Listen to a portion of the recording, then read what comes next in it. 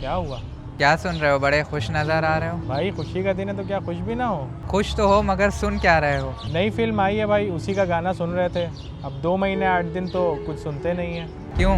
अरे भाई ये भी कोई पूछने वाली बात है? मौला हुसैन के एहतराम में।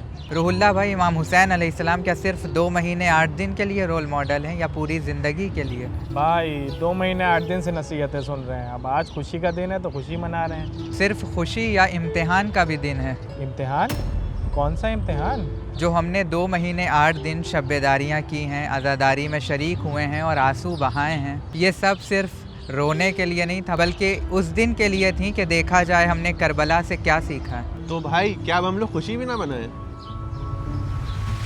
भाई खुशी ज़रूर मनानी है, लेकिन इस बात का ख्याल भी रखना है कि हम मौला के सच्चे अज़ादार हैं। फिर खुशी का क्या मतलब हुआ? भाई खुशी का मतलब ये नहीं है कि हम हर काम में आज़ाद हैं, बल्कि जश्न में भी हमें दीन और शरीयत का ख्याल रखना है। करबला सिर्फ आंसू नहीं है बल्कि किरदार साजी का नाम है।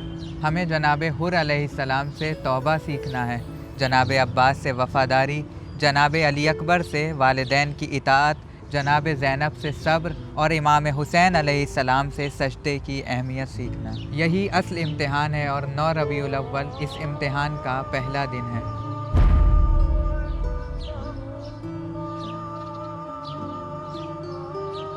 चलो भाई, इम्तिहान शुरू हो गया है।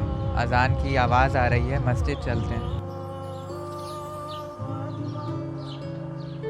अज़ादारी एक इबादत है और इबादत का असल मकसद है इंसान को बेहतर बनाना।